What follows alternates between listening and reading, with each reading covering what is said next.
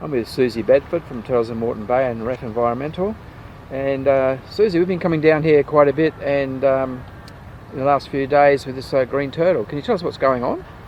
Yeah, well Bob, as you know, as a volunteer I get to attend turtle rescues, and we got a call from a gentleman who lives close by about a green turtle.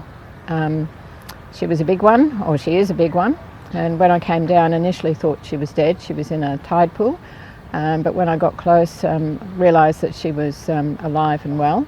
It was getting dark, so I decided there was no point in trying to rescue her. She had no injuries, she didn't have lots of barnacles on her indicating that she was a floater, and she looked quite happy, and to me she looked like she was a resting turtle. They come in during mating season, the females, to get away from the males and just to have a bit of a rest. And when I popped down early on Friday morning when the tide was still out, she had gone, which made me hopeful that she was okay, but also a bit concerned that maybe she was a floater and she'd floated off somewhere. However, on Saturday, much to our excitement, she was back, very lively. A couple of other volunteers, Mike and Bob, joined me, and we took measurements, entered it into the database for the Queensland Parks and Wildlife Service. And then we waited until the tide came in to see if she was a floater, and it turned out she wasn't, which was a good sign.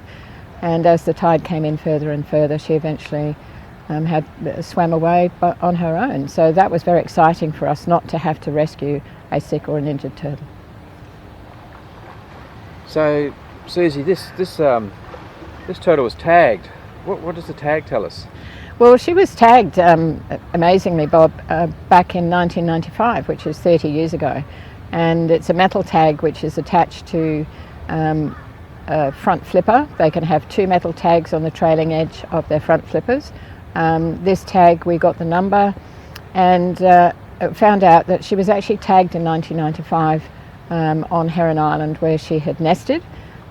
She'd also then, after that, in 1998, she was discovered on Northwest Island, which is about 30 kilometres north of Heron Island, and then again in 2001. And from all reports, this is the first time she has been spotted since 2001. That's some 24 years. So very exciting for us to see that she's got a history. Just waiting to see how big she was when she was tagged, because that will give us an indication of her growth rate, because we know how big she is. She's a big turtle, 108 centimetres, just her shell. So obviously a healthy adult breeding female, and because she's so far away from where she was tagged and where she nests, then Moreton Bay is probably her feeding ground.